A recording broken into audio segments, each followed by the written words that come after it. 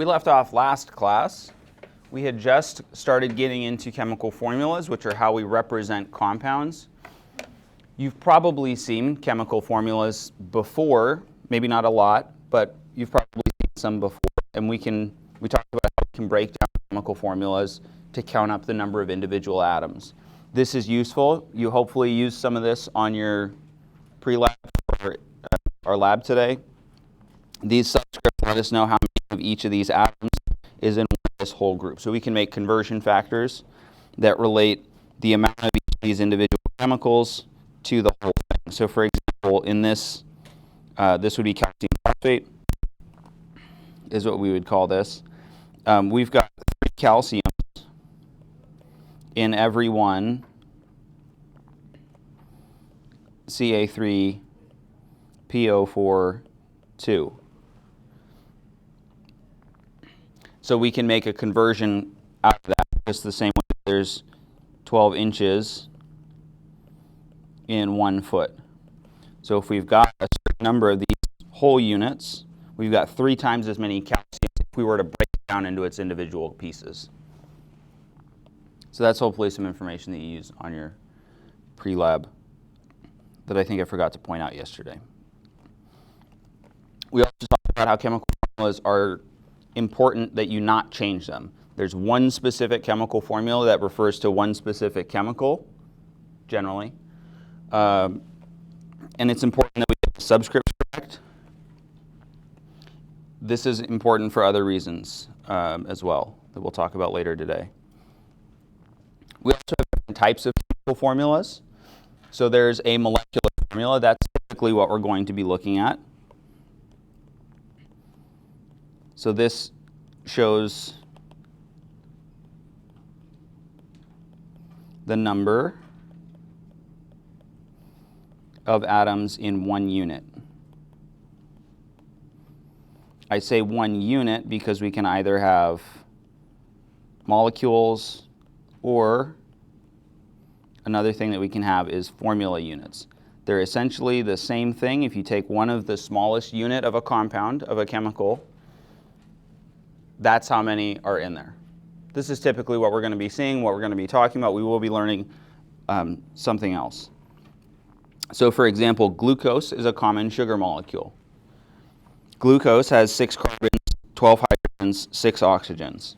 Each molecule, if you break it down into its smallest piece that is still glucose, is going to have 6 carbons, 12 hydrogens, 6 oxygens. We haven't known anything else. So this is, I think, what we would just expect. Each unit of glucose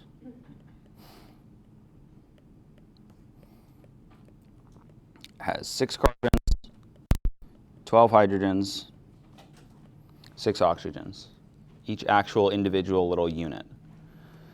There's another formula, it's called an empirical formula. Empirical, generally, you can also swap that out for experimental formula. And this experimental or empirical formula gives the relative number of atoms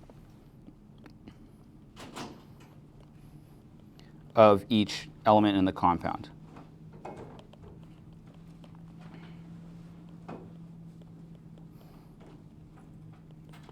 This is often different from the actual number of each atom.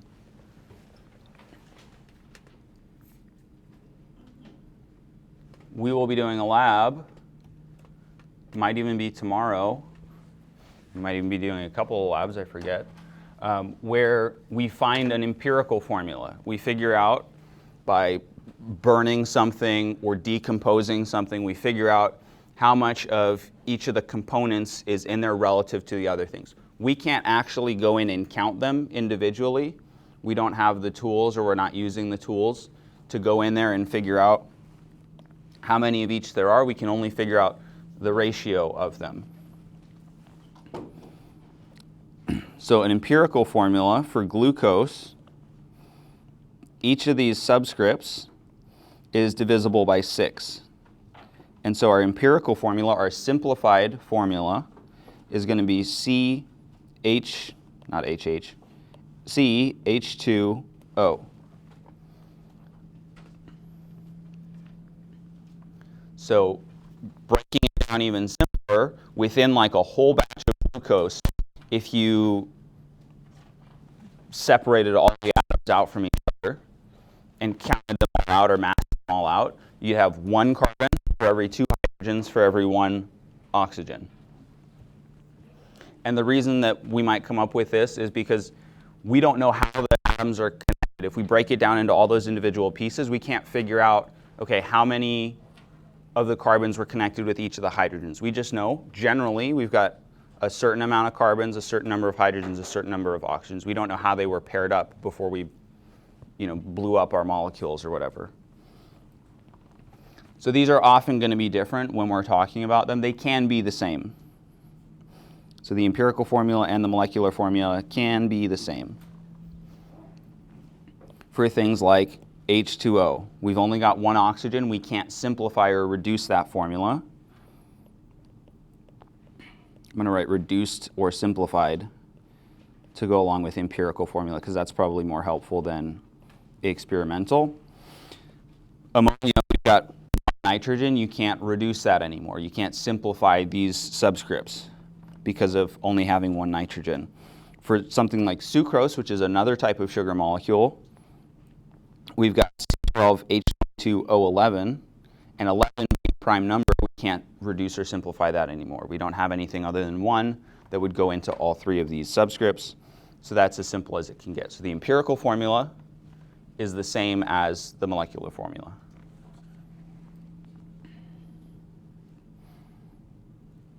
Any questions about these types of formulas? Hopefully our lab, where we do stuff with empirical formula, will be helpful for understanding like why we have empirical formulas versus molecular formulas. All right, let's look at some more categorization, because chemists love categorizing things, and I, being a chemist, also love categorizing things. Talking about elements, what are elements? Where do we find elements?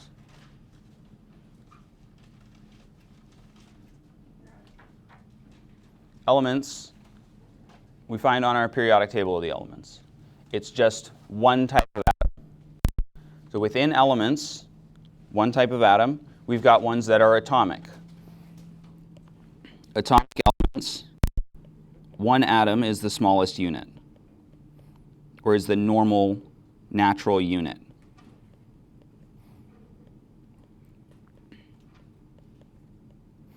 So if you find one of these elements in nature, and you were to, with a tiny, tiny little pair of tweezers, pick up and look at one individual piece, you would find that it's just one atom by itself. That's most of the elements. There are also molecular elements. So these are elements where if you go out and you find them in nature, the way that they naturally occur, it's actually 2 atoms or more that are bonded together. They've paired up, they've teamed up, they like it better that way, being in a group. And that's how you're going to find them normally in nature. And so these are our molecular elements. They exist as molecules, a group or a cluster, a bonded pair of atoms. The ones that we will learn for this class just exist as a pair of atoms. There are other ones that exist as like multiple of an atom. We are going to start with just diatomic molecules. So the di meaning 2 and the atomic 2 atoms, or atoms. So 2 atoms of an element bonded together. There are 3 mnemonic devices to help you remember these. One of them is Brinkelhoff. So Brinkelhoff here, bromine, iodine, nitrogen, chlorine, hydrogen, oxygen, fluorine. We've got 7 of our periodic table elements that we have to memorize. And there's also H7. So the way that H7 works, if you look at the periodic table, we've got hydrogen way up in the top left, that's the H part. And if you look through at nitrogen, oxygen, fluorine, chlorine, bromine, iodine, it kind of looks like a 7 on the periodic table. So that's where H7 comes from. All right, hydrogen all up on the left side by itself. Nitrogen, oxygen, fluorine, chlorine, bromine, iodine. Kind of looks like a 7.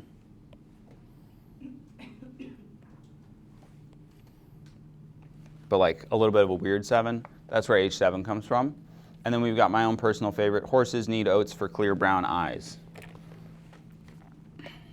So the starting letter of each of these eyes is one of our elements. For eyes, it's the letter I.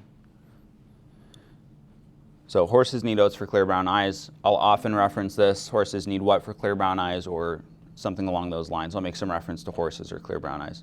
Now, I'm not much of a horse girly myself, so I don't know if that's true, but it's reasonable to assume that horses might need oats.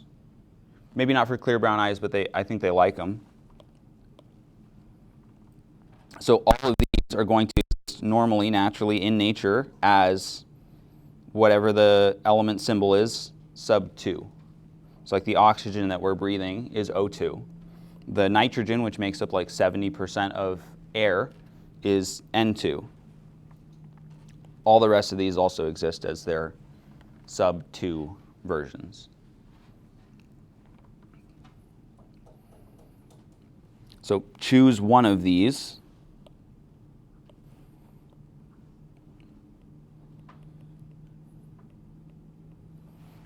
And make it your friend. Or make it your enemy and bring it in close. Enemies closer, whatever. Friends close, enemies closer. Whatever the saying is. This is a thing that will continue to come up. We talked about some things yesterday. Isotope symbols. Isotope symbols, there will be a period of time in the class where we stop using isotope symbols.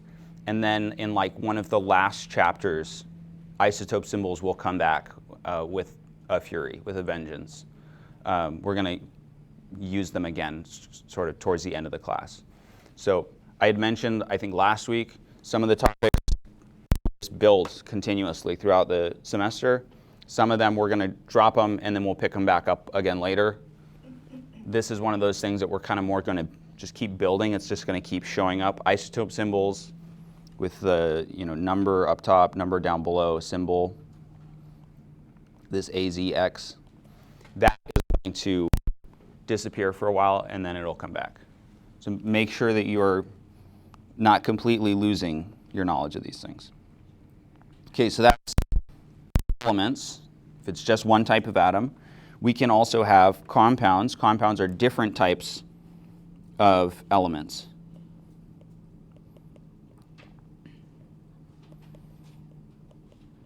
Different elements mixed together, bonded together, grouped together, stuck together. We've got a couple types of compounds. Our first type of compounds, this is what a lot of things are.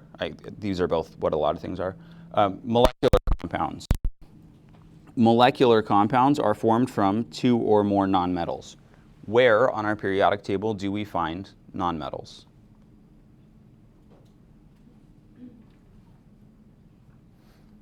Think about it. Where are our nonmetals?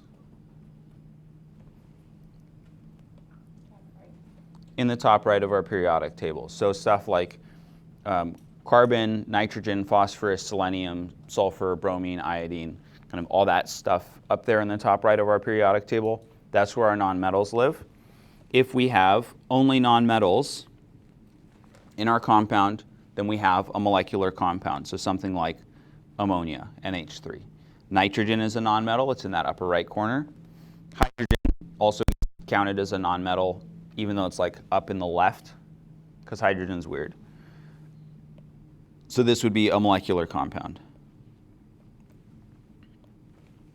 Ionic compounds, another big class of compounds, contain one or more cations paired with one or more anions Who remembers which of those two, cations or anions, is positive? Cations, positive.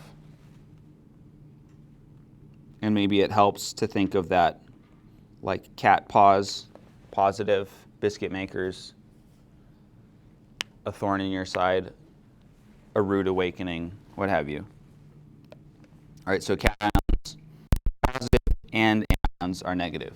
In this class, except for maybe on the homework, it's always going to have a metal.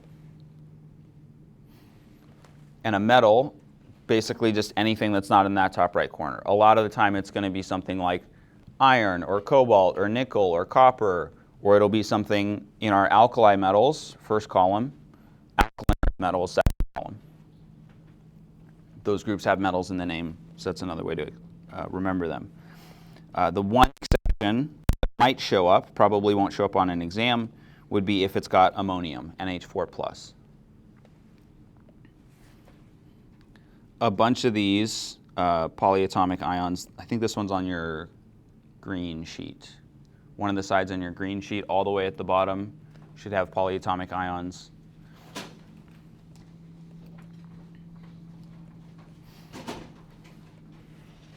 That's one of our named polyatomic ions, is ammonium.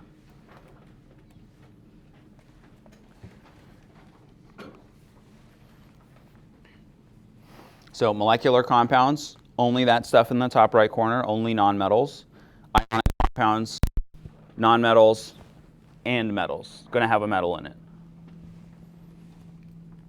So that's one way that's, I think, the easiest way to identify them. If we've got a metal in it, it's an ionic compound. Otherwise, it's a molecular compound. Our ionic compounds are a compound composed of a metal, with that exception of like ammonium or other positively charged ions, polyatomic ions. So typically going to have a metal and a nonmetal. That's considered ionic.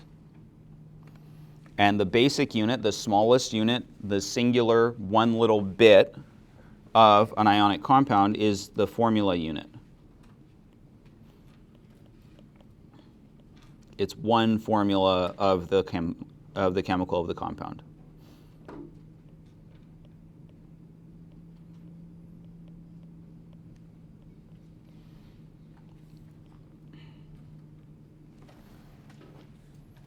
The reason that we have a formula unit instead of a molecule is because ionic compounds exist in a giant repeating lattice of positively charged and negatively charged ions.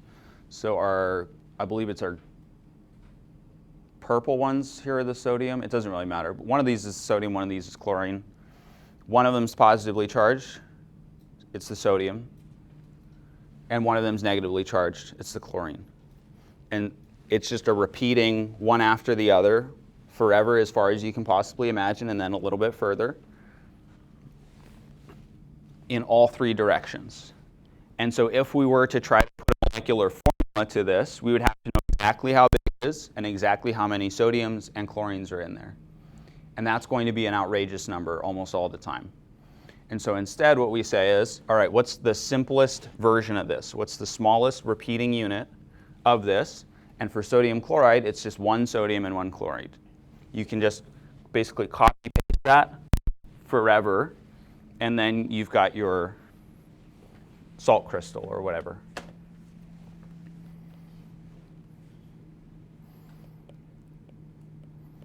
So the simplest repeating formula is the formula unit. It's not always going to be 1-to-1. We'll have some things that are 3-to-2, 2-to-3, but it has to be the simplest. So this is, in a way, an empirical formula. That's sort of what we're using here, is an empirical formula.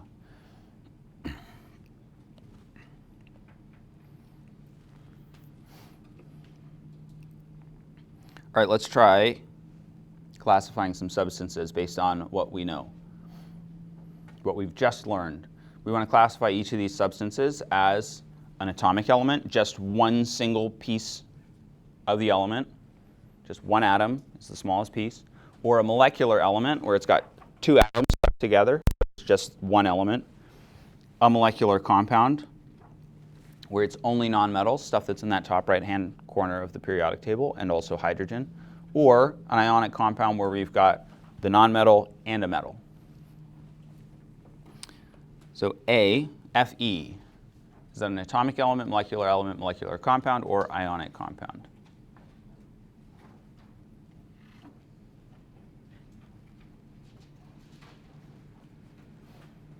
Let's start with breaking it down into element or compound. Is it an element? Is it a compound?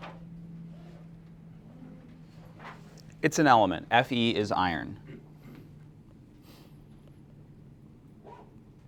If we look at our periodic table, in our transition metals, in the top row, kind of in the middle, Fe, that's iron. That's what we've got here. It's on our periodic table. It's just one thing, so it's an element. And then what kind of element is it? Is it atomic or is it molecular? Atomic. It's atomic.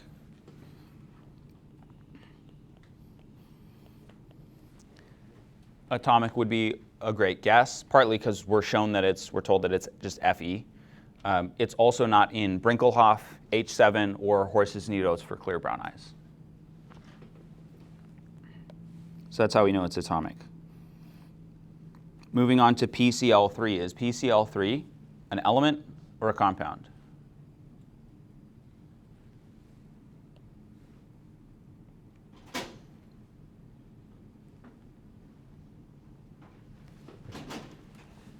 How many capital letters do we have in PCl3?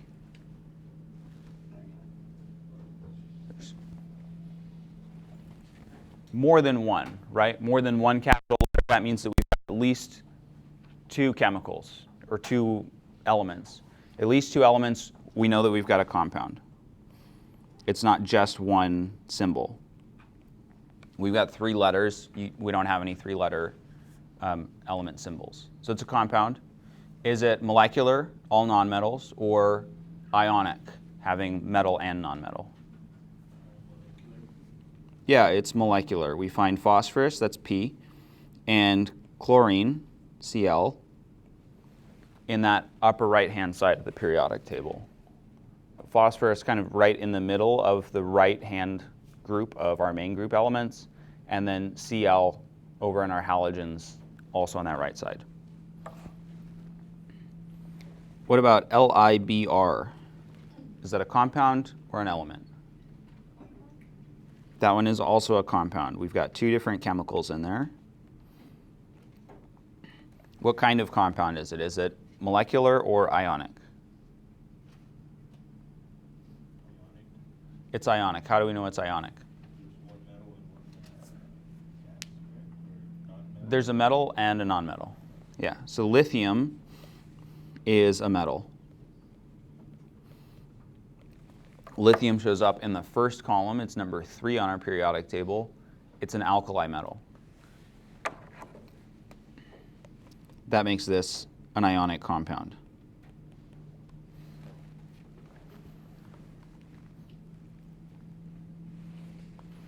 And then how about this last one, oxygen gas? Doesn't have to be the gas, but just oxygen. Is that an element or a compound? It's an element. What kind of element?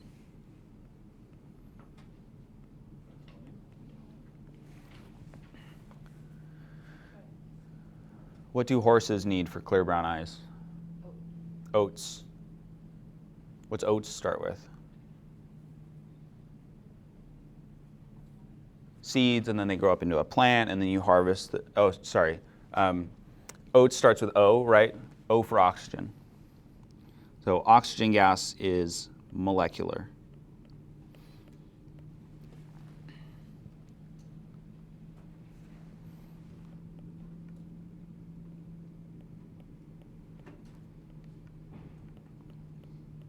Horses need oats. for clear brown eyes. Or the O in Brinkelhoff. Brinkelhoff.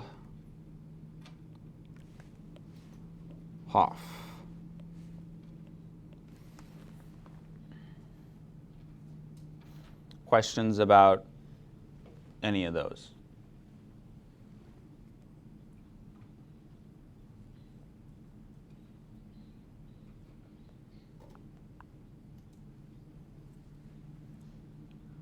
Alrighty. We are going to delve more into ions. We talked a little bit about ions. Ions are formed when you add or remove electrons. So changing the number of electrons. They're charged particles.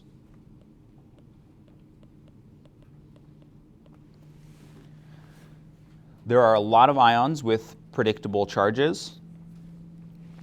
These include our metals in our group 1A, 2A, and 3A. So our alkali metals, our first group, our alkaline earth metals, our second group or second column, and basically just aluminum for our 3A, but group 13 or 3A.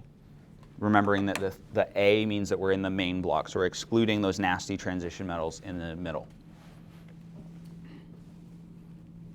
So if it's in 1A, it's going to form a +1 charge. If it's in 2A, it's going to form a +2 charge. If it's in 3A, it's going to form a +3 charge. So, for example, lithium will form lithium plus. Right next to it, and down one, magnesium. Magnesium forms a 2+. And aluminum, when it's an ion, will be aluminum 3+. And these are always going to be this way. Every time that you see something that's an alkali metal, it's always, when it forms an ion, going to be a 1+. Every time that you see something like beryllium, magnesium, calcium, strontium, in that second group, the alkaline earth metals, it's always going to be a 2+ if it's forming an ion. Aluminum is always going to be a 3+. And then we've got two transition metal elements that are also always the same. And those are zinc and silver. Zinc, Zn, on our periodic table, just left and down one from aluminum is a 2+. Left and down one, we've got silver, which is a 1+. So the way that I learned to remember these is that we know aluminum is going to form a 3+ on the periodic table. If we move over one and down one, zinc is going to be a 2+, silver just a 1+. And so it's this nice little staircase of 3+, 2+, 1+.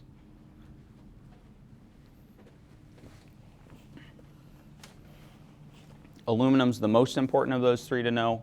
Zinc and silver you should also know, but a little bit less important. So that's for our metals. For our nonmetals, the charge is equal to the group number minus 8. Or we can count from our noble gases, count how many spaces over we are. And these are always going to be negatively charged. So all our halogens, if we count over from neon, fluorine is going to be a -1, oxygen is going to be a -2, nitrogen is going to be a -3. And everything below those are going to have the same charge. So chlorine, bromine, iodine are also going to be -1, sulfur, selenium, tellurium, also going to be -2, phosphorus, arsenic, also going to be -3. So counting over from the left, it's 1, 2, 3 for our main groups. Counting over from the right, our noble gases don't react. And then we've got -1, -2, -3. So we're kind of counting in from the outside.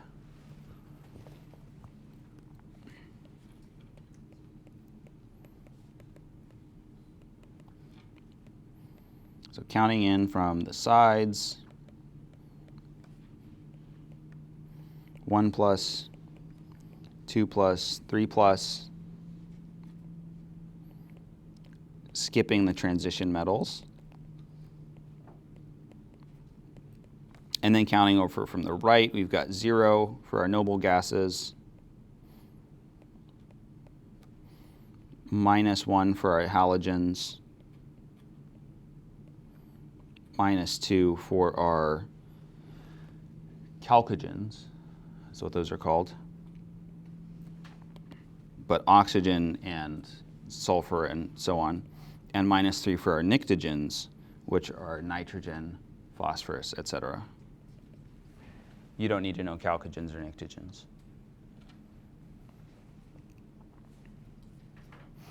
So that's how we can figure out our charges. You're welcome to write them on your yellow sheet, but keep in mind, you will not have your yellow sheet on the exam, so you also just need to know these based on like where they are on the periodic table. So I personally would probably not write these down over the groups on my periodic table over my yellow sheet, because then it doesn't force you to learn it. So that's like an overview of our reliable, predictable charges for ions. Our ionic compounds are always going to contain positive cations and negative anions. So positive and negative ions, and they're going to balance each other out.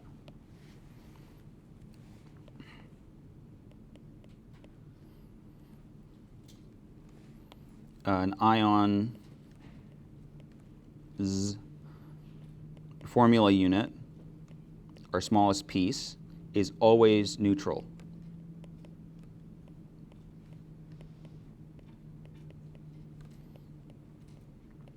So that means that all of our positive charges equal all of our negative charges. They're just opposite, so they offset each other. So if we have one positive charge from our cations, we need to have one negative charge from our anions. We wouldn't have 2 and 1 or 1 and 2 or any other combination.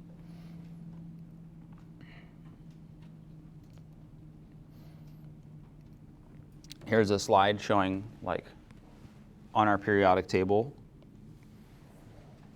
These are all the ones that you should know. These are always the same charge.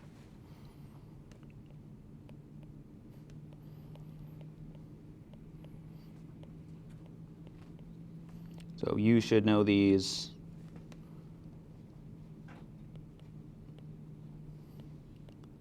They are always the same charge as ions.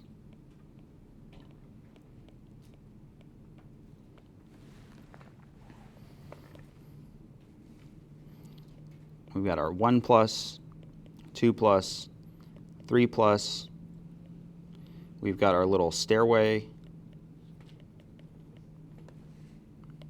stepping up from our 1 to our 2 to our 3, or down from our 3 to our 2 to our 1. And then counting over from our noble gases, we've got our -1, our -2, our -3. They should be 1 minus, 2 minus, 3 minus, but whatever.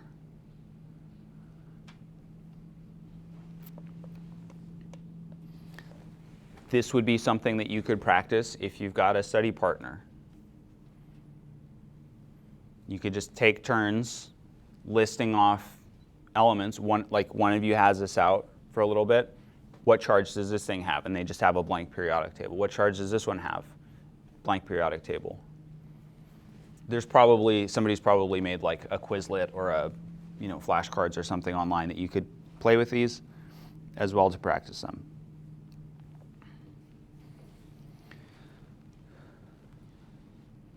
So those charges come in handy, become very important when we're writing formulas for ionic compounds.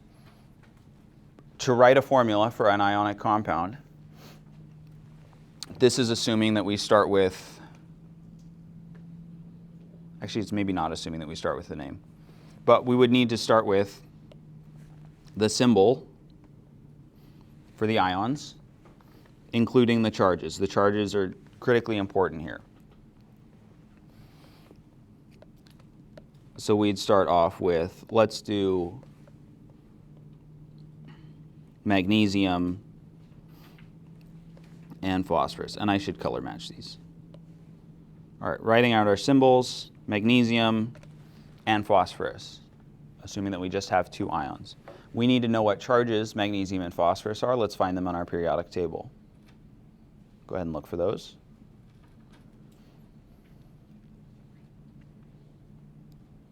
Magnesium, Mg, is an alkaline earth metal. It's in group 2. What charge is magnesium going to have when it's an ion? 2 plus. So we've got magnesium 2 plus. We also need to find phosphorus, phosphorus P. We find phosphorus, we count over from our noble gases, 1, 2, 3 spots. So that means it's a 3 negative charge.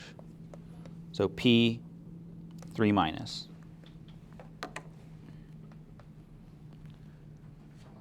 And there's a couple of ways that we can do this. If you're really great at like doing quick, small mental math, algebra sort of stuff, then you can probably, your brain can probably figure out what these subscripts need to be without kind of really doing anything. Awesome. For the rest of us, we've got the crisscross method. The crisscross method is reliable, it works. So we're going to take the magnitude of the charge, so the number part, but not the plus or the minus. We're going to just take the number part and make that the subscript on the other ion. So the crisscross part is taking this 2 and this 3. We're crisscrossing them. So then this would turn into Mg with a subscript of 3 and P with a subscript of 2.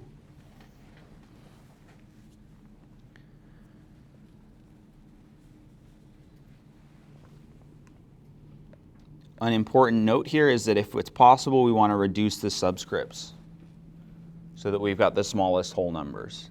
This is not going to happen a lot. This will happen if you use the crisscross method every single time and you've got like magnesium 2 plus and oxygen 2 minus. I'll show you what that looks like. So Mg2 plus, O2 minus. If you decide you want to use the crisscross method every single time no matter what, and you crisscross these, the 2's cross over, most of us probably, hopefully, can look at this and see 2 plus, 2 minus, those are paired, those are matched up. We just need a 1 and 1. So you can just put them together, that works. Otherwise, you crisscross them. We would end up with Mg2, O2, and we would need to simplify this. So we would turn this into MgO. So divide both of those subscripts by 2. There are other instances where we might have like a 4 and a 2. We would also need to simplify those subscripts. That'll show up on one of our worksheets. Spoiler alert. Can we just disregard the plus and negative? So it's just O2. Right. Yeah, we won't ever have a negative number for a subscript.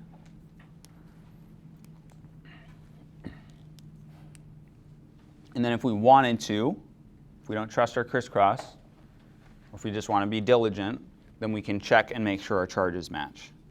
So make sure the charges of the cations matches the charges of the anions, the negatively charged.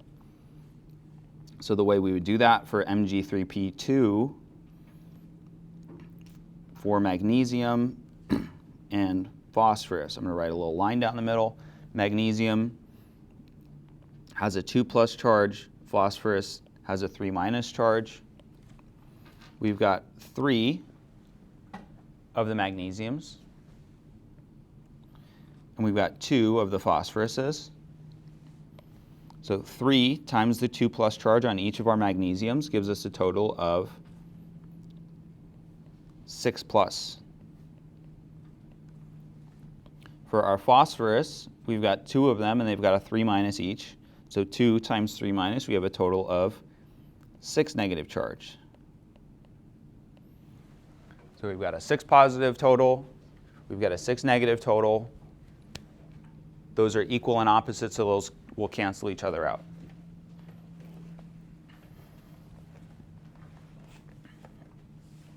Kind of all that we're doing with the crisscross method is it's saving us from having to do some like least common multiple or whatever, one of those, from algebra. That's all that it's doing that for us. And this works for ionic compounds that we'll encounter in the class. All right, an example. We want to write a formula for the compound that forms from aluminum and chlorine. So starting with aluminum and starting with chlorine, we need to find both of those on our periodic table and figure out what their charges are. Aluminum, Al, is in group 13. What charge is aluminum going to have?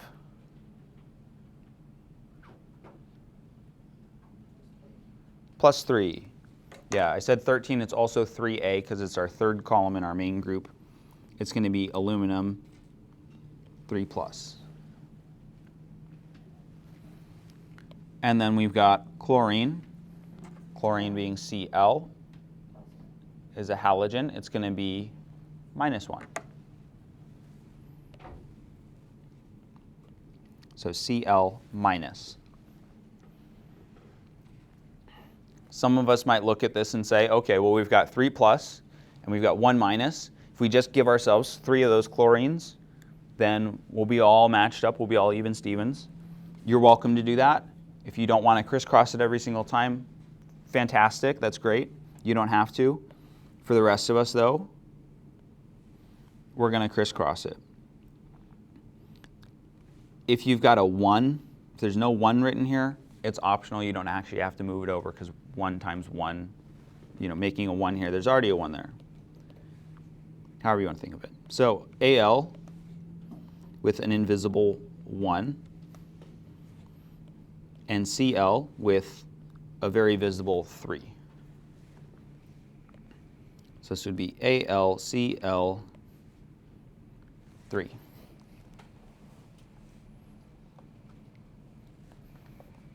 Can we simplify? Can we reduce those subscripts? Can we divide them by a number that goes into both of them? We cannot, right? So we've got a 1. 1's the smallest number that we can have for a subscript. We can't divide them by anything bigger than that. So this would be our formula.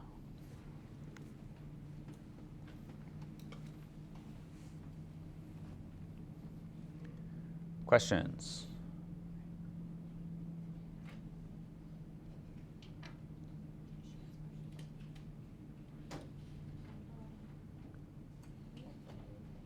Say it again.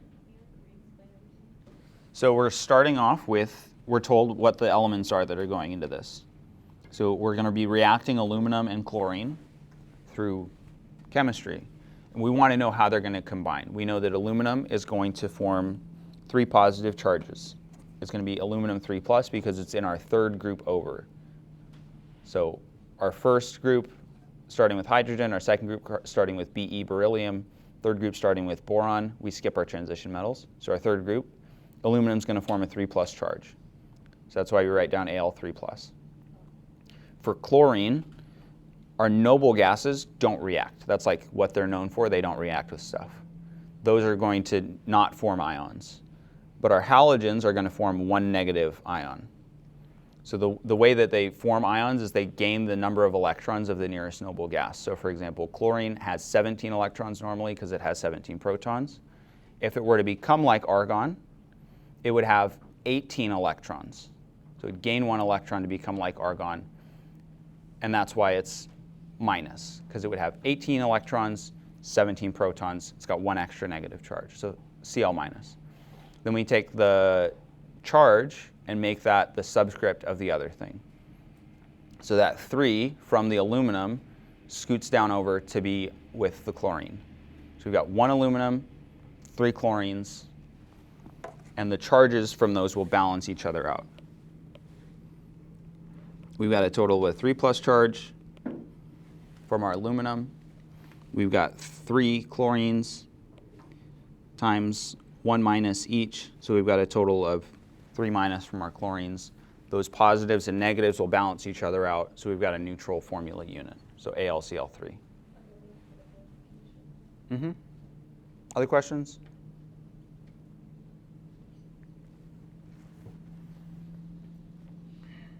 All right, please write a formula for the compound that forms from sodium and sulfur. I'll give you a couple minutes.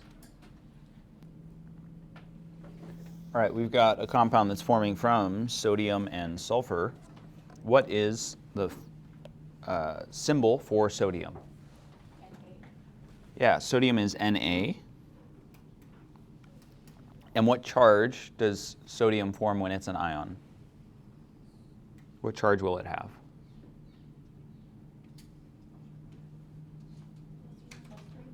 +1. +1 because it's in the first column. It's an alkali metal. What's our symbol for sulfur? S. And what charge will sulfur have when it forms an ion? 2, negative. So that's our starting point.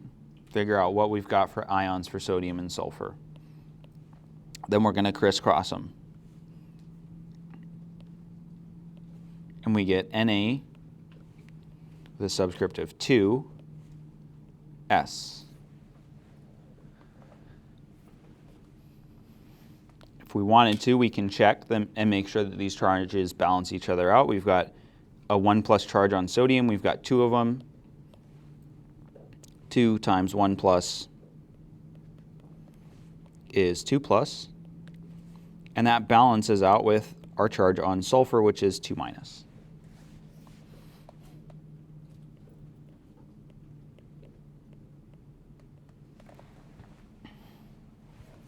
So we've got balanced charges, so we know that we've got a good thing going here.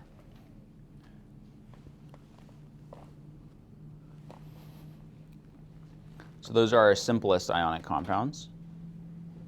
We also have slightly more complex ionic compounds. So we can also have polyatomic ions. The poly part of polyatomic, poly meaning many, atomic meaning atoms, many atom ions. So we've got groups of atoms together overall have a specific charge. This overall charge is not based, it's not like something you can calculate.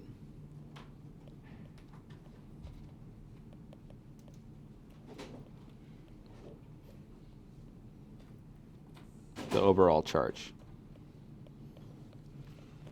So we're not going to be doing any like, okay, let's look at all the things that are inside of it and figure out like, all right, what's the charge going to be if we combine the 3+ and the 2- and the, we're not going to do any of that. These are memorized or you look them up. We've got a small handful of ones that might show up here. Some of these we'll learn naming conventions for them. Others of them, like ammonium acetate, cyanide hydroxide, you've got them on your green sheet. If you look at your green sheet, one of the sides at the bottom is common polyatomic ions. So it's got the name, it's also got the formula with the charge. So to start, you'll be given these. So if you see something and you're like, I have no clue what that is, then we're going to go look at that section of polyatomic ions that you're given on the exam, on the information sheet. Others of these ones that end in ate and ite, not all of them, but some of them, ate and ite, that's a signal that we're talking about a specific type of polyatomic ion. You're still going to be able to look up part of that, but there's going to be like a rule system that we work through to figure out which specific one we have.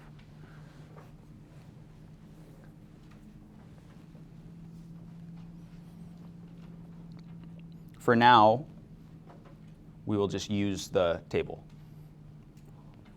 So we want to write a formula using a polyatomic ion that forms, we want to write the formula between calcium and nitrate. So we would need to recognize calcium. It's one of our elements, calcium Ca. We find it on our periodic table. It's in group 2. It's an alkaline earth metal. So calcium is going to form a 2 positive charge, Ca2+. And then we've got nitrate. Nitrate, not something that we would expect to find on our periodic table. It ends in ATE, that's one signal. We go to our table, we find nitrate is NO3 minus. So NO3 with a 1 negative charge. So together, the nitrogen and the 3 oxygens, that group of things, overall has a 1 negative charge. After that, it's the same crisscross method that we've been using. So we crisscross them. We've got 2 of these nitrate groups, these NO3 minus groups. So we're going to have Ca, and then to show that we've got 2 of these groups, the whole group, we add parentheses. So add an open parentheses, we've got the NO3, close our parentheses, add the 2. The parentheses are important for a couple of reasons. It lets us know we've got 2 of that whole thing inside of it. Most chemists would recognize NO3. They'd say, oh yeah, that's nitrate. So they would know that we're talking about nitrate groups. If we were to distribute this too, so like if some of you might be tempted to just say that it's Ca N2O6, most chemists would look at that and I don't know what N2O6 is and maybe go look it up, or they'd guess maybe somebody distributed it to that they weren't supposed to. So we're not going to be doing that. Don't do that one. You also want to make sure that you don't just put the 2 after the 3, because then it looks like NO32, and that's crazy. So the only real trick, we want to make sure that we've got our parentheses around our polyatomic ions.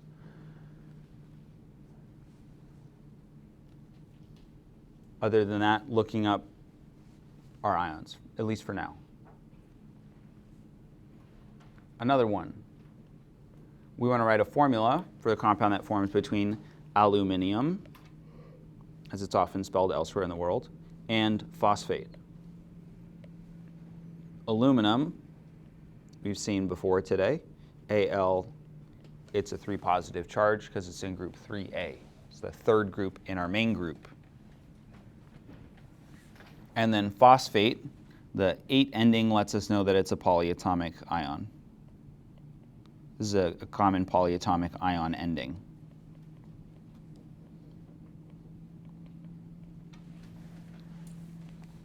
So we'd see phosphate, go to our green sheet, or we'd go to our information sheet, and we would try to find phosphate. Who's got phosphate?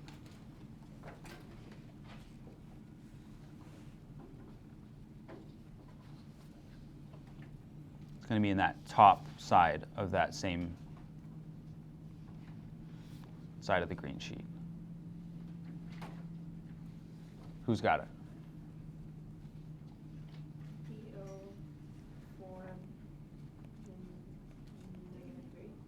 PO43 minus. Yeah, perfect. So that is our phosphate. And then we've got 2 choices here. We can crisscross them. That'll give us Al3 PO4 3. And then we have to remember we can reduce our subscripts. So we've got 3 and 3. Those are the same. We can just get rid of them. We've got AlPO3, 4.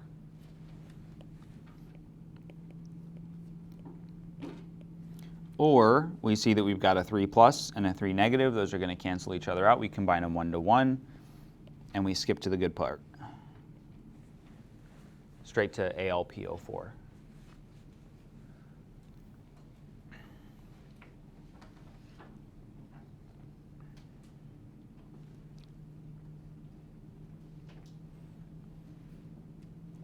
Any questiones?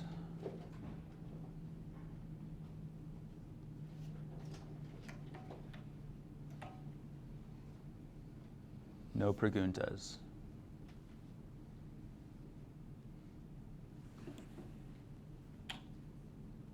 All right, we keep moving. One for you to try. Write a formula for the compound that forms between potassium and sulfite ions.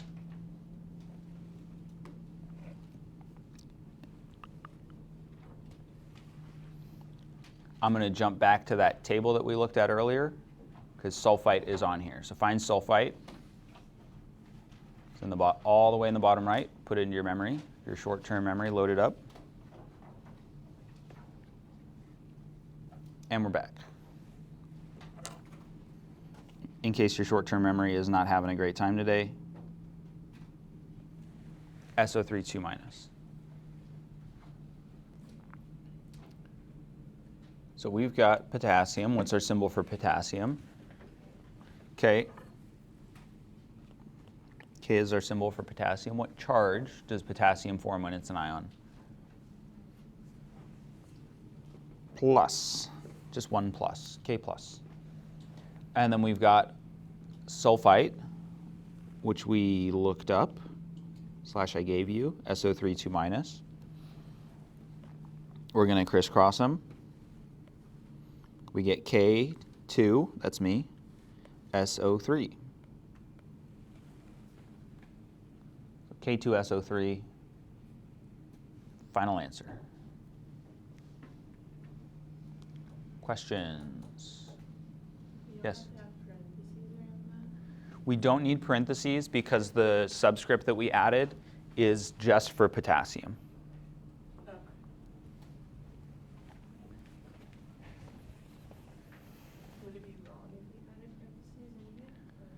It would be unnecessary if you added parentheses. So anytime if we're doing just one thing, just one symbol, we don't need to add parentheses.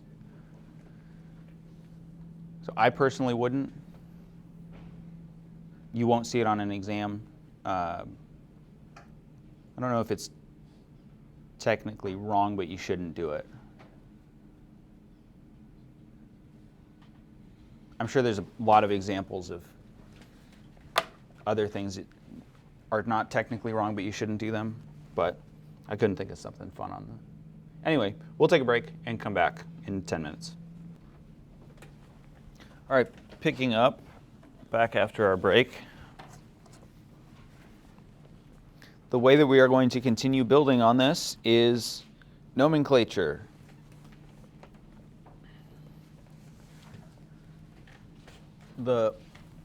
If you break down the word nomenclature, one way that you can interpret it is a naming list or a crying list. Crying like extra, extra, read all about it, that sort of crying, like out in the town square announcing news.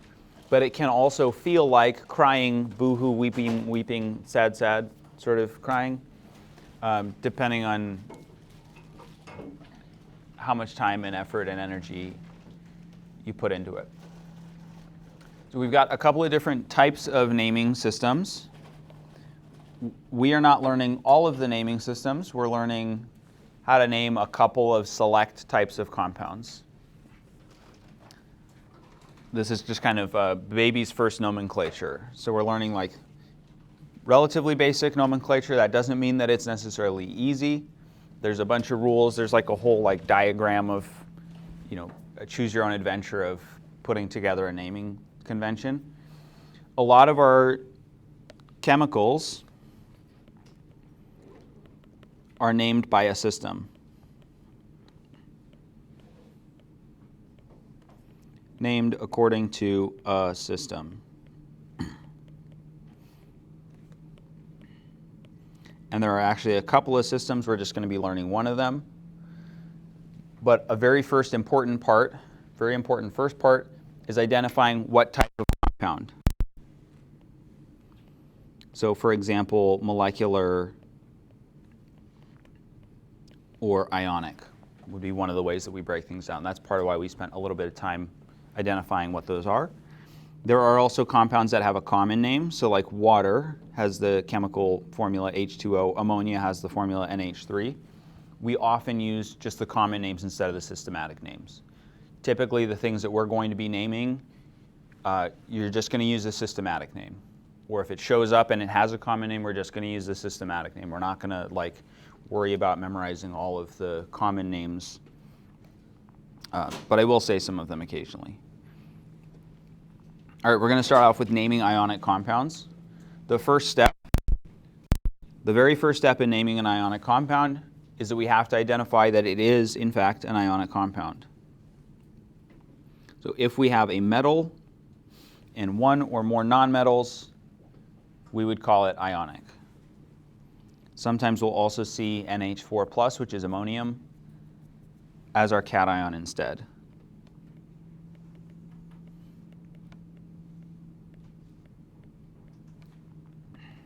So this might appear instead of a metal. An example of what that might look like in a compound NH4Cl. I don't think I talked about this because it somehow isn't in my slides. There's an order for the way that we put things into our compounds. So in our formulas, there's like a specific order that things are supposed to go into, and you can memorize it for for nonmetals. Typically, I don't bother having you memorize it because we don't use that many, and it seems like a waste of time. But when we're in ionic compounds, the positively charged thing always goes first, the negatively charged thing always goes after that. So your metal or your ammonium, your NH4+, will always go first.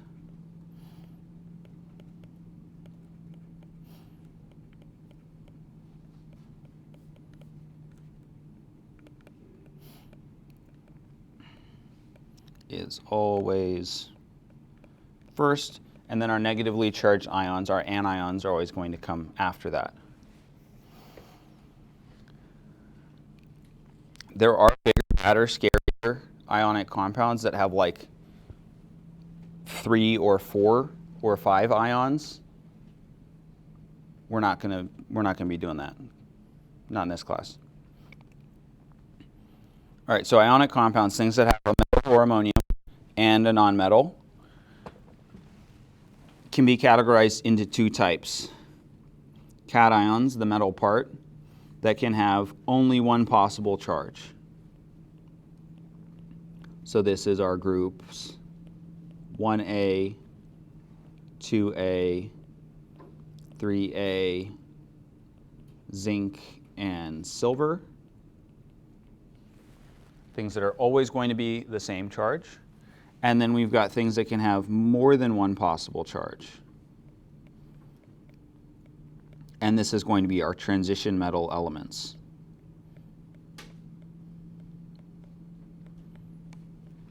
Except for zinc and silver.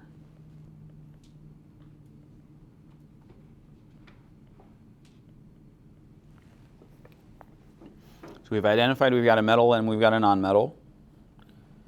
We have to figure out, does our metal have only one possible charge option? Is it main group or zinc and silver, or is it a transition metal?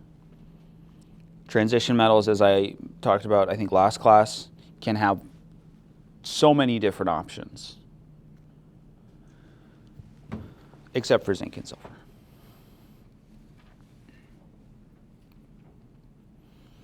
Within the realm of things that form only one type of cation, here's that little excerpt from that periodic table that we saw earlier.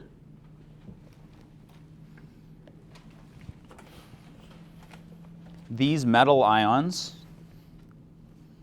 are just the element name followed by ion. So for example, for Mg2+ is magnesium ion.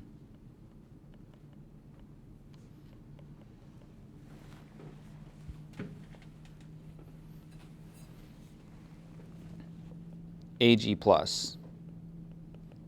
silver ion, if we're talking about just that one thing by itself.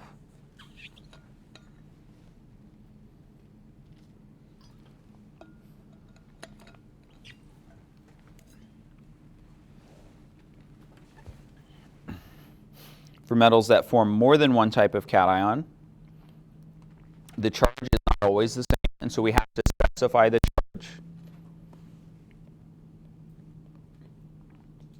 So we need to specify the charge. be thankful that you're learning this in the year of our Lord 2025 and not in like the 1950s or maybe some other time. There are two, or maybe the 1700s, 1800s. Anyway, there are two different ways that you can go about naming these transition metals. We are going to be using what's called stock notation. You don't need to know it's called stock notation. It's named after Alfred Stock. And so what we're going to do is we're going to take the name of the ion, the element name, and follow it by the charge in Roman numerals in parentheses. So for example, let's take Mn. Mn is manganese.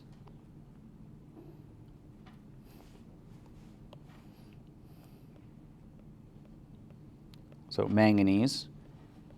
Somebody pick a number between 1 and 7. 7? All right, let's assume that manganese 7 plus exists.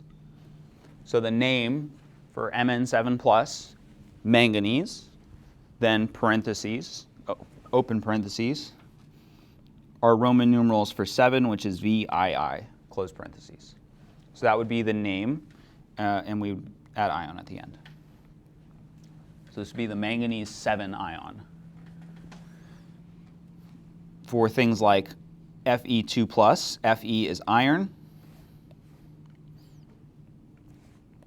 and the 2 plus turns into II, something you might say to your captain, in parentheses. So iron 2 ion.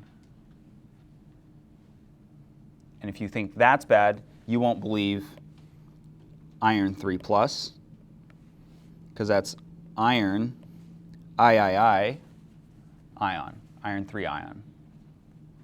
So you do need to know some Roman numerals. Generally, it's going to just be 2 or 3 or 4. In case you're not a nerd about your Roman numerals, you've just forgotten them, you just don't care about them, you're a normal person.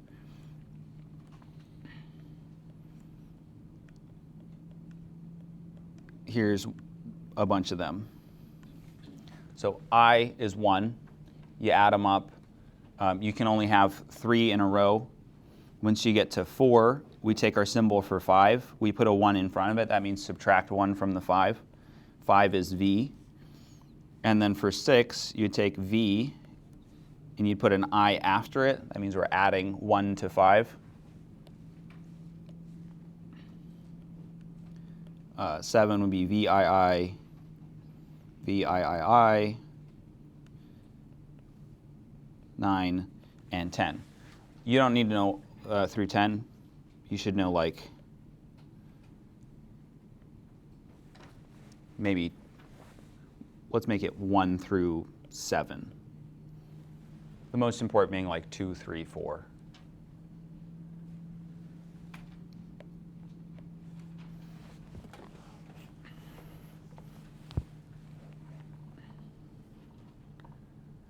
The reason that I said, thank goodness we're learning this in 2025, is what we're seeing here. So we've got our elements. We've got some charge options. There's a lot of charge options. They're not necessarily all shown here. We've got the modern name. So for our iron, 2 plus, 3 plus, iron 2 ion, iron 3 ion. The other nomenclature, the other way of naming them, would be using a base name based on its symbol. So Fe for ferrous, or ferric, or ferrite, or whatever it is. Ferrous ion, ferric ion. So iron 2 is ferrous, iron 3 is ferric. You might be thinking, oh, maybe the OUS means that it's a 2. Maybe the IC means that it's a 3. Well, look at copper. Copper is cuprous for 1, so it's got the OUS for the 1 charge ion, and IC, cupric, for copper 2. It's different for all of them. They're like all different. There's not a whole lot of rhyme or reason. There's the OUS and there's the IC, and they're not necessarily even separated by 1. So if we look at lead 2, lead 4, plumbus and plumbic, it's not lead 2 and lead 3. So you can thank your lucky stars. that you were born in this modern day and age and we're not learning these common names. The only reason I show them to you is to make you feel a little bit better. Like, yes, it's a lot of work learning the nomenclature, but it could be worse. So you don't need to know any of those. The other reason I show them to you is because occasionally you will see those show up, and you should have a little nugget in your brain somewhere that says, oh, I know sort of what that is. If you ever see it, Google. Just Google it. Google will tell you what it is. So that's our cations. Are things with one charge. They're in the main group, group 1, 2, 3, plus zinc and silver. And then our transition metals, those have multiple charges that they could have. For monoatomic ions, the mono meaning one, so if we've got one atom ions, not polyatomic ions, our rule for naming these ions is a little bit different. If it's a single nonmetal element, we change the ending to IDE. And our monoatomic anions are going to have predictable charges. So F minus, F is fluorine.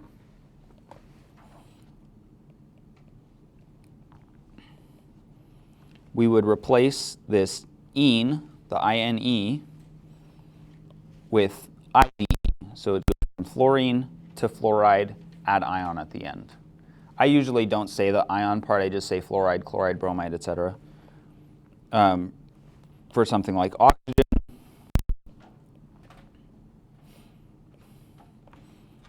you chop off the igen, the YGEN.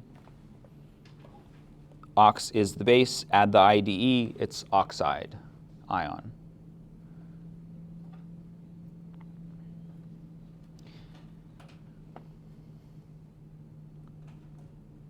And these charges are all going to be predictable. They're nonmetals. They always form the same charge. There's no transition metal nonsense to deal with here.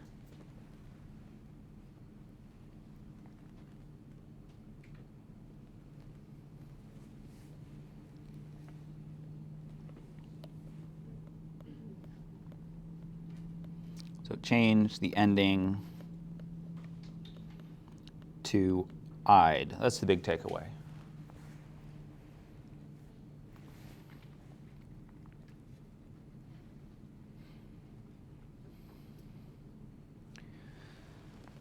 All of the ionic compounds that we will encounter in this class contain only two ions. We're going to have a positively charged ion. We're going to have a negatively charged ion. You might have multiple of the same of the same cation, the same anion, but it's only going to be one cation, one anion. We're not going to be like adding multiple anions on. Our name is going to be the name of the cation followed by the name of the anion. So in the same order that we see them written out with their symbols, we're just reading them left to right. The cation is going to be our first element, and the anion is everything else. So let's do some examples. We're going to be sticking to, for this bit at least, cations that only have one charge. One possible charge, so our predictable ones. So CaCl2. What is Ca?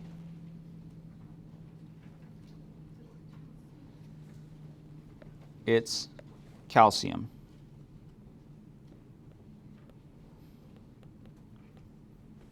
So we write calcium. What is Cl?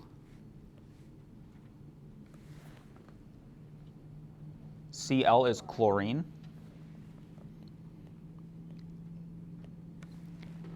And because it's in an ionic compound, we know that we've got something that's got a positive charge. We know that we've got something that's a negative charge. The chlorine has the negative charge. We have to change the ending to IDE.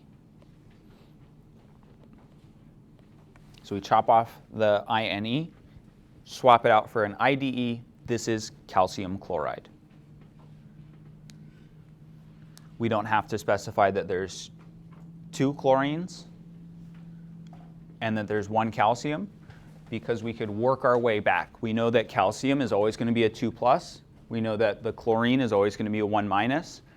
So we can figure out the symbols, crisscross them, and we would get back to calcium chloride CaCl2 every single time, assuming we do it correctly. So there's no ambiguity about what chemical formula we're talking about. That's part of the reason for this systemic naming or systematic naming system. For the second one, we want to name the compound AlF3. What is Al?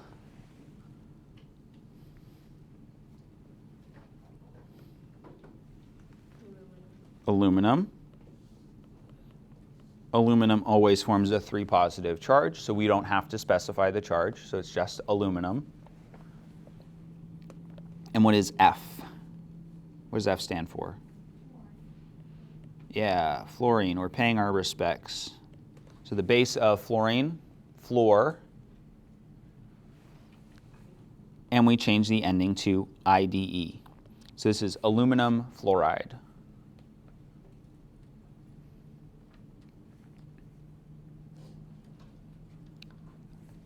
So for some of these simpler ones where it's a cation, the metal that only forms one possible charge, we're basically just reading off what are the elements that are in there. And we're changing the ending to "ide" for the second one. What about K? What is K? Potassium.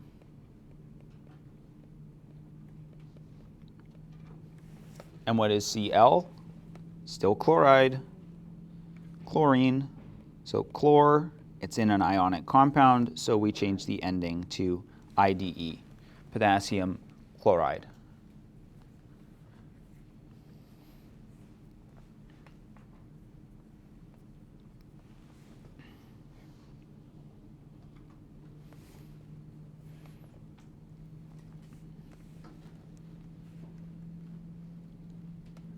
So that's arguably our simplest case of nomenclature.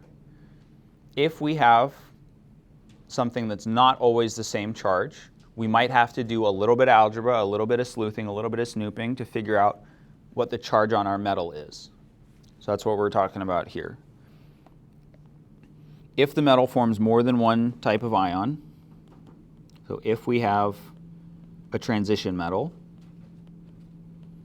other than zinc and silver,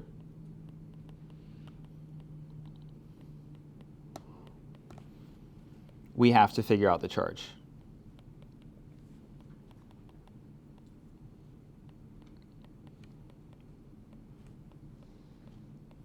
First. This is the only thing that's different. We just have to figure out what the charge is so that we can specify in our name what the charge on that ion is. To do that, we want to first figure out what the charge on our anion is. Our anion is always going to have the same charge. Even if it's polyatomic, we could look that one up.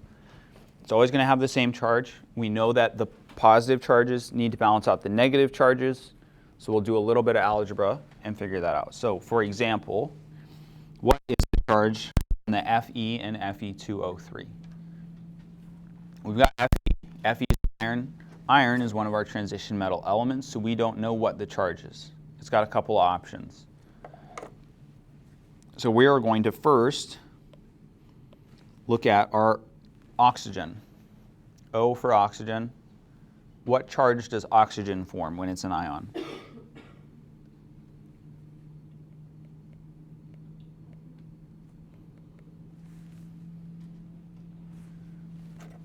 If we look at where oxygen is, how many spaces do we have to move to get over to our noble gases?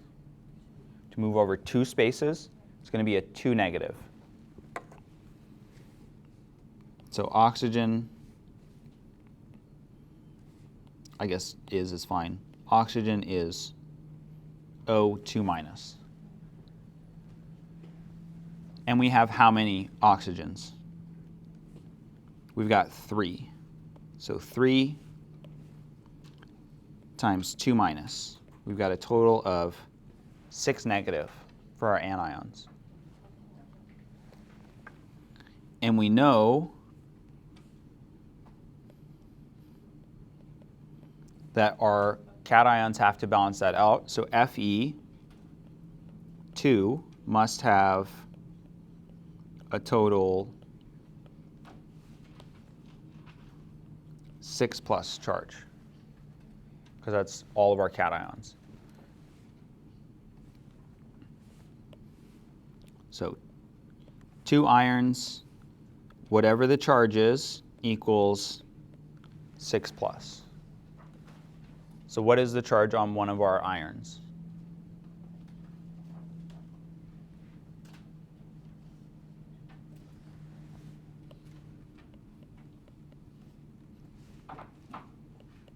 Our charge is 3+.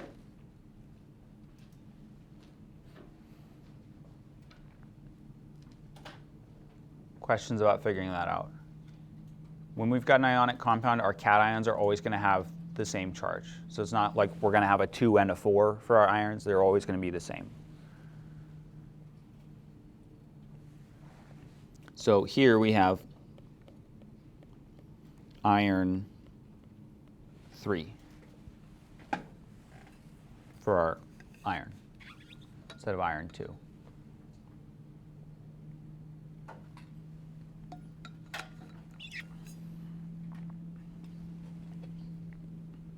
Let's do some examples to get some more practice. We want to name the compound PbO. Pb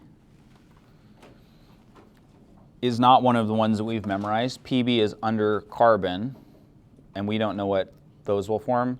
As a general rule, things more towards the top of the periodic table are more consistent, more reliable. As you move down, things start to get a little bit funkier and a little bit more not necessarily going to be behaving by the rules. So Pb is one that we don't know what the charge is going to be.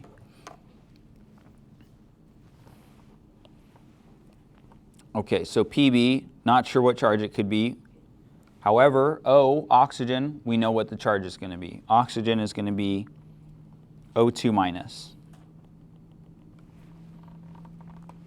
So we've got a total, because we've only got one oxygen, we've got a total of 2 negative for our charge. And we've got Pb with some charge on it, plus. And that charge needs to balance out the 2 minus. So what does the charge on our Pb, our lead, have to be? What's the opposite of 2 minus? 2 plus.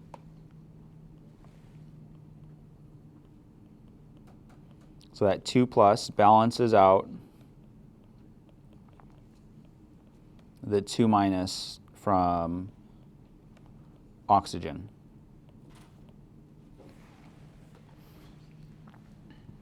Okay, so we've got our charge, and now we can name them. So Pb is lead. The charge is 2, so we put that in Roman numerals in parentheses. So lead 2. The base for oxygen, which is ox, and change the ending to IDE. So lead 2 oxide.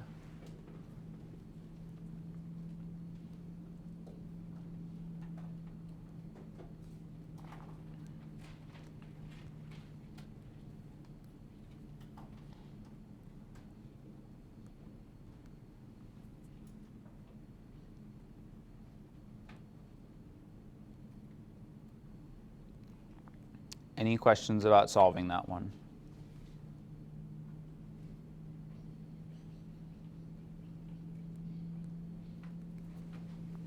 All right, so lead 2 oxide.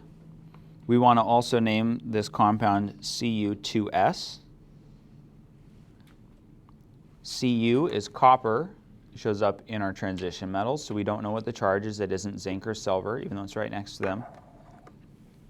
So we need to figure out what's the charge on copper. We have sulfur. We know what the charge is on sulfur. At least we can figure it out. We look at our periodic table, find sulfur. We have to move 2 spaces to get to our noble gases. That means it's going to be a 2 negative. So S2 minus. So we've got a total of a 2 negative charge.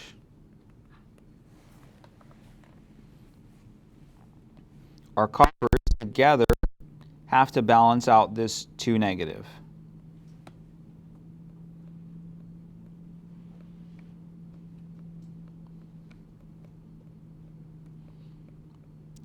Balance out or negate the 2 minus. So 2 times x, x here being the charge on copper,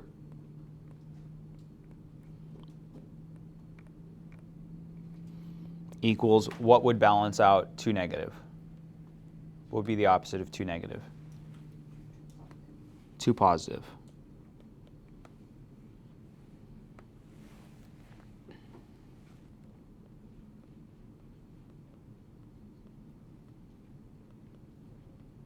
So that's because 2 plus balances out the 2 negative. So 2 times whatever the charge is on copper equals 2 plus. So x, the charge on copper, is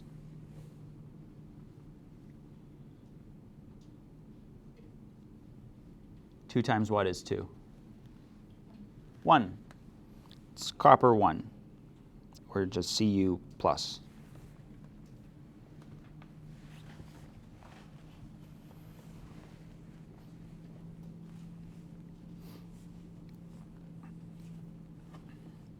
So our name, copper, the charge is 1. So put a 1 in those parentheses, or an I for 1. And then the base name for sulfur, sulf, and change the ending to IDE, copper 1 sulfide.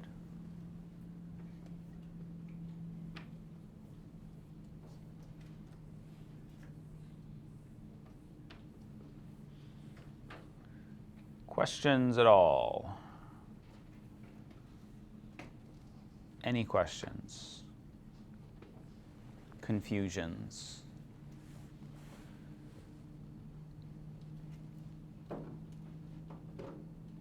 Infusions? No? All right, we can also have polyatomic ions. Lots of them are oxy anions. The oxy part, just like OxyClean, cleans with oxygen. The oxy for oxygen. So oxy anions, anions that have oxygen in them. These are also named systematically. There's a rule set for a series of these oxy anions. For the first exam, I will give you all of the ATE endings. Those are the important ones. Later in the class, especially towards the end of the class, there's some of these ATE endings that you'll have to have memorized. If you memorize them, it'll make it easier for you. Like if you memorize them earlier rather than later, it will make it easier. We're going to use them. We're going to keep using them throughout the course. But the one that you would memorize would be this ATE ending, just to reduce the amount of things that you have to memorize. So you'd memorize the 8 ending, and then our first systematic rule is the one with one fewer oxygen. So if you pull off one of the oxygens, then the ending is ITE, just like something that's marketed as a light drink, LITE drink, would have fewer calories. So NO3 minus, this is our 8 ending. So this would be memorized, or you'd have it on a table.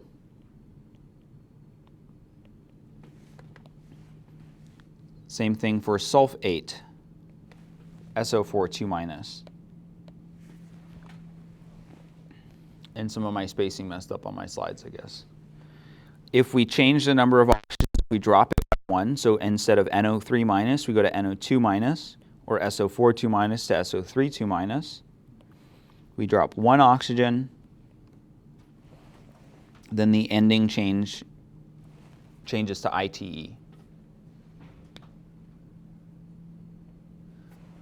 So instead of being nitrate for NO3 minus. The NO2 minus is nitrite. Ite is light.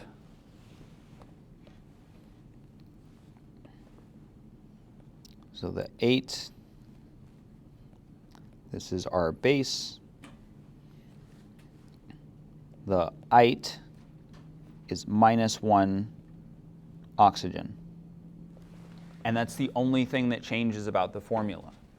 So we're only dropping 1 oxygen. Notice that nitrate and nitrite both are a 1 negative charge. The charge doesn't change. For sulfate and sulfite, they're both a 2 negative charge. The charge does not change. So all we're changing is the number of oxygens. The charge doesn't change. There's no calculation of like, does it go to a 3 minus or a 1 minus, or does it somehow become a positive? No, we don't do any of that. It's the same charge. So keep the charge the same, just drop 1 oxygen, and now it's the ite ending. Also want to point out, nitrate is 3 oxygens, sulfate is 4 oxygens. You just have to memorize the number of oxygens and the charge, or look them up in a table. So on your green sheet, on the top side with the polyatomic ions, you've got all the ATE endings for your oxyanions, and they're laid out in the way that they show up. The non-oxygen part shows up. So you've got borate, carbonate, nitrate, phosphate, sulfate, chlorate, arsenate, selenate, bromate, etc. They're all laid out like you'd find them on the periodic table for the other thing that's not oxygen. I'm going to be removing a couple of those, like for the final or for exam 4, whenever that happens. Until then, you'll have them. Any questions about this 8 versus ite?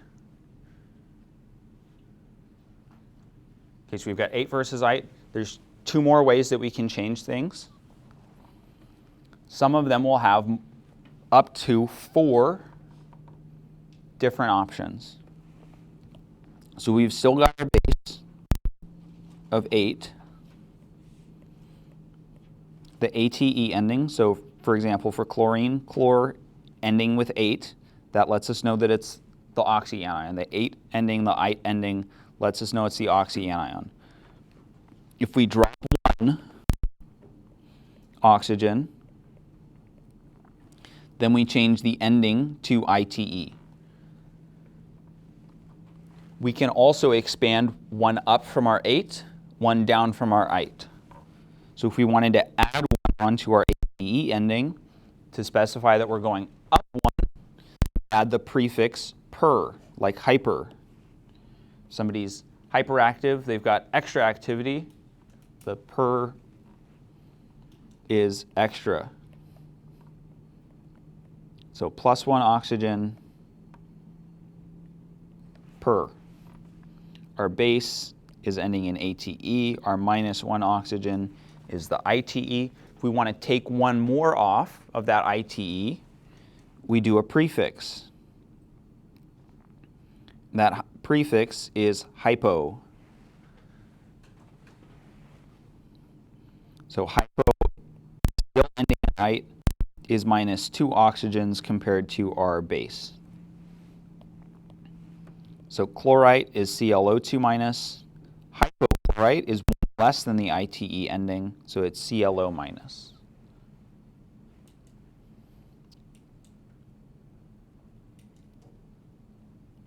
Notice for all of these, the charge does not change. All that we're changing is the number of oxygens. The hypo prefix, like hypoallergenic, things that are less likely to give you allergies or cause you to react if you've got allergies, or a hypodermic needle that goes under your skin or is small. Hypodermic needles are small.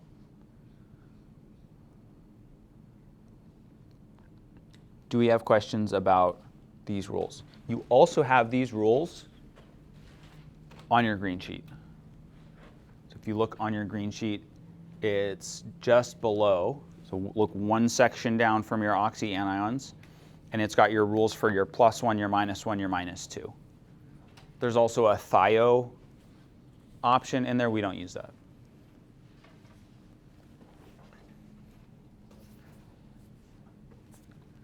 I don't think that I give you the rules for the +1, -1, -2 oxygens on exam 1. You can check the information sheet.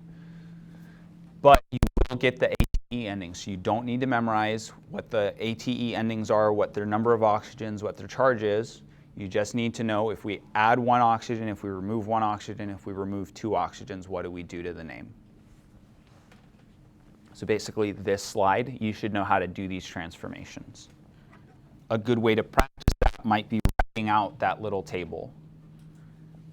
Practice writing it out. The act of writing it out, you're coordinating your brain and your hand. You're thinking about it. Even if you never look at it again, just writing it down will help you remember it. Okay, so let's do some practice. So these are ionic compounds that contain an oxyanion. This is like, these are, I think, our hardest case for ionic compounds. This is our most difficult naming for ionic compounds. We've got the compound CrCO2. What is our metal? What's our cation? Cr. Cr is what? Cr is chromium. What charge does chromium have normally? Question mark, right? It's a transition metal, we're not sure. So we have to figure out what its charge is, and that's why this is arguably our most difficult type. So we're combining, we don't know what the charge of our cation is, and we've got stuff to change with our anion. So we have to start with our anion. We can write in chromium, we can prepare ourselves, put a little parentheses, we're going to have to fill that in. What is our oxyanion, our 8 ending that has carbon in it? Find it on your green sheet all the way up at the top. Carbon 8. What's carbonate? Carbonate is CO3 2 minus. Is that what we have? Do we have CO3? We don't, right? We've got CO2. It's an ionic compound. It's still going to be 2 minus. We don't change the charge.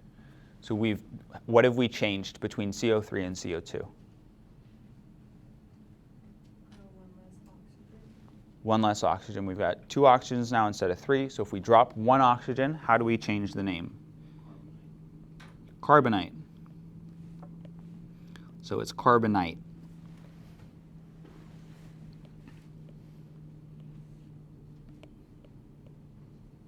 Whoa, changing all the wrong things.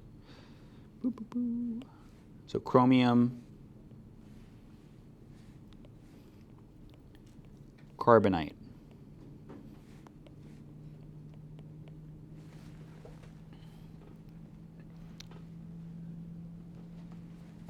Okay, so we figured out the name for our anion. We found our oxyanion, carbonite.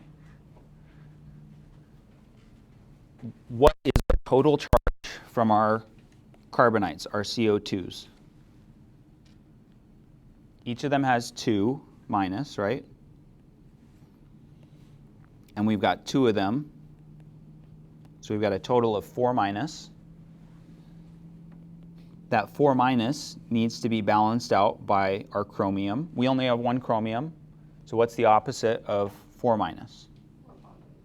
4 positive. So if we have a 4 positive for our chromium, then that will balance out the 4 negative from our 2 carbonites. Did anyone get lost there?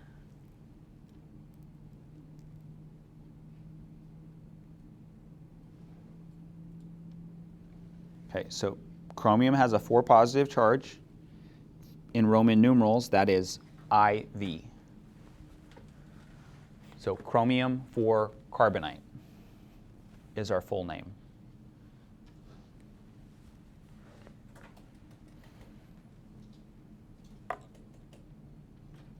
And I'm going to let you try the next one. So I'll give you 2 minutes to figure out the name for that, or work on it at least. All right, in real world, that was about 2 minutes. Does anyone want to take a stab at the name for CONO3?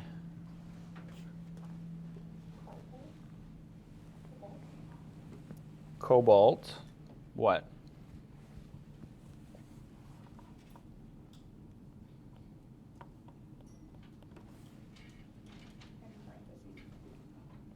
Got guess for cobalt 2. What's the last part?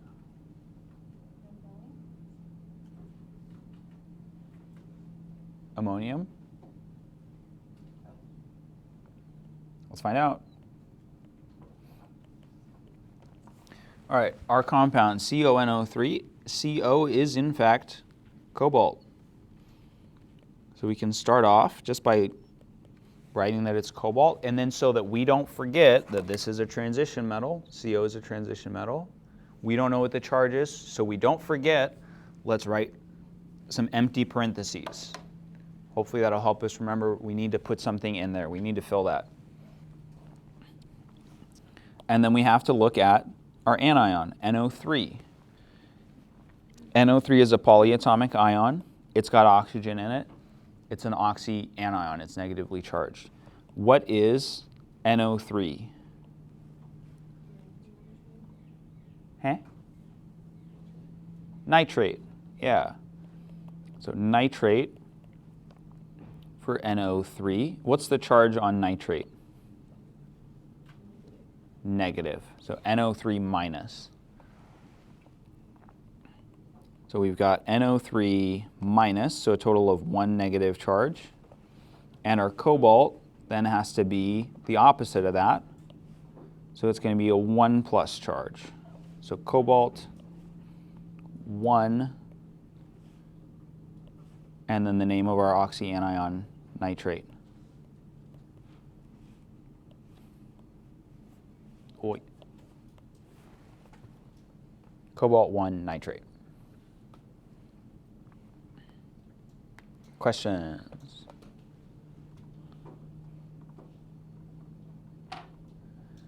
Okay, so that is naming ionic compounds. You will also have to work from a name to a formula.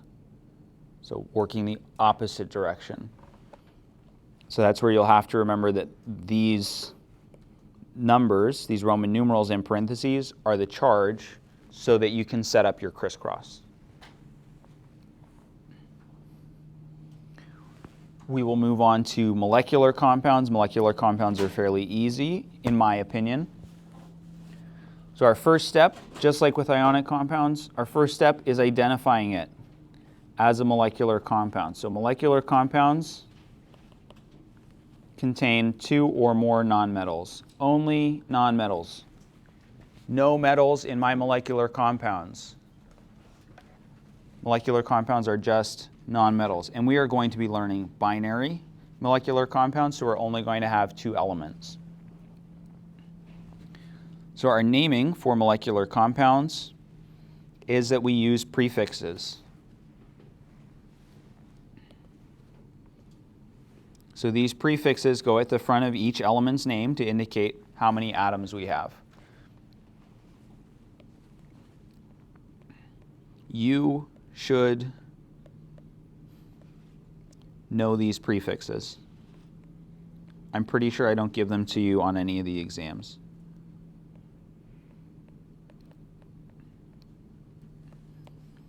You should know these prefixes. We'll put a box around it too. Let's do 2 boxes, different colors.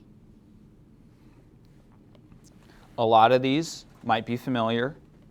Mono, 1, di, 2, tri, 3, tetra maybe a little bit weird, 4, penta, 5, hexa, 6 because it's got the X in it. Some of the weird ones, hepta is 7. Octa, like the octagon or an octopus, for 8. Nona for 9. That's a weird one. And deca, like decade, for 10. You've probably encountered a lot of these. Hepta and nana, I'm guessing, are the ones that you've maybe not seen or are a little bit weirder.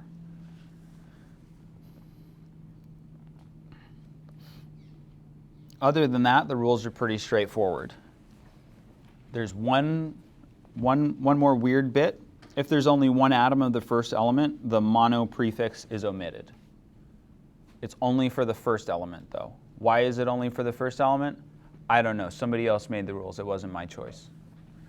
A bunch of chemists somewhere at some point said no mono for the first one. So, for example, CO2, carbon, and oxygen. Our prefix for 1 is mono. Since it's the first thing, we drop the mono. So it's just the name of the first element, carbon. For oxygen, we've got 2 of them, so we add in this 2 prefix, di. This is the base for ox, and then change the ending to IDE. So piecing that all together, this would be carbon dioxide. So I don't remember if I have this on the next slide. Prefix, first element, prefix, second element, base, change the ending to IDE. So the unique thing here, right, is these prefixes. These prefixes we're only going to use for molecular compounds. It lets you know that we're working with a molecular compound. There's another thing that we'll sometimes do to save ourselves writing a single letter. If the prefix ends with a vowel and the base name starts with a vowel, the first vowel is sometimes dropped. So N2O, also called laughing gas, we've got 2 of our nitrogens because of this subscript of 2, so we add the prefix di, and then the base, the full name for nitrogen. For oxygen, we only have 1. It's the second element, and so we're still going to use the mono prefix. So mono. The base for oxygen is ox.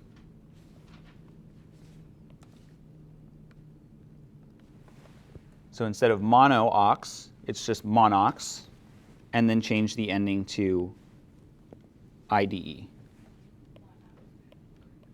Always IDE, never ite, never ate.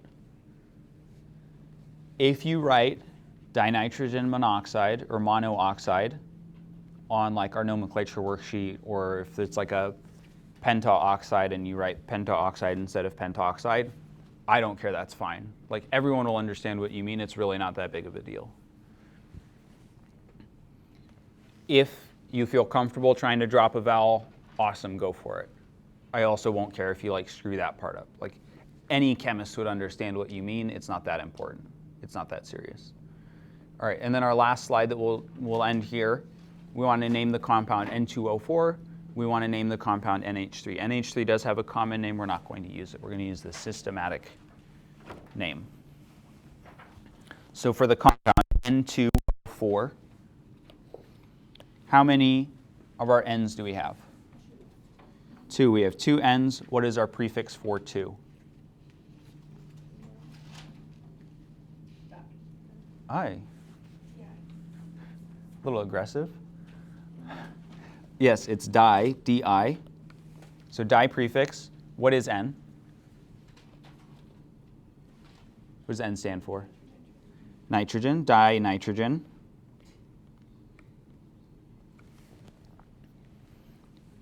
How many oxygens do we have? 4. We've got 4. So our prefix for 4 is what? Tetra. And what's the base for oxygen? Ox. And we change the ending to IDE. So dinitrogen tetraoxide. Or optionally, preferably get rid of the A, dinitrogen tetroxide. If we happen not to, the A. If you don't get rid of the A, it doesn't matter to me. It's not that important. Of the counts. it's close enough. All right, NH3, how many N's do we have? We've got secretly 1. What's our prefix for 1? Mono. And what's N? Still nitrogen.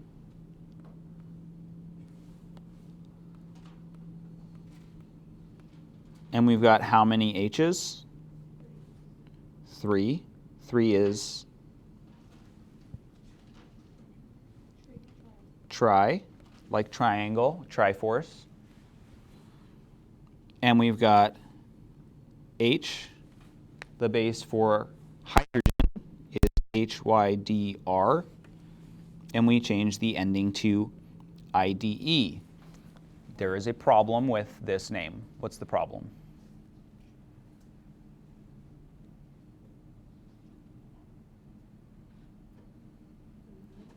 The mono. When we have mono for the first element, we exclude it.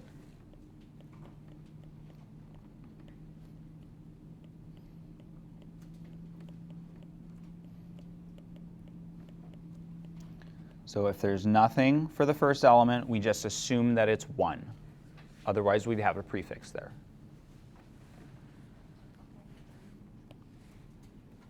So we can omit that one. We cannot omit if it's mono and mono. We can't omit both of them. It would look like an ionic compound.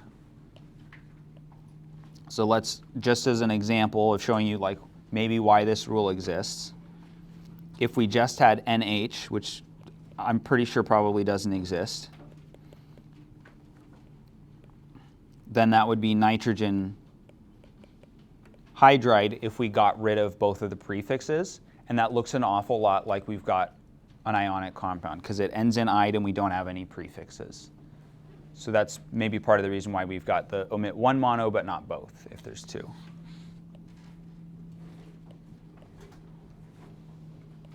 Any questions before we wrap up? Great.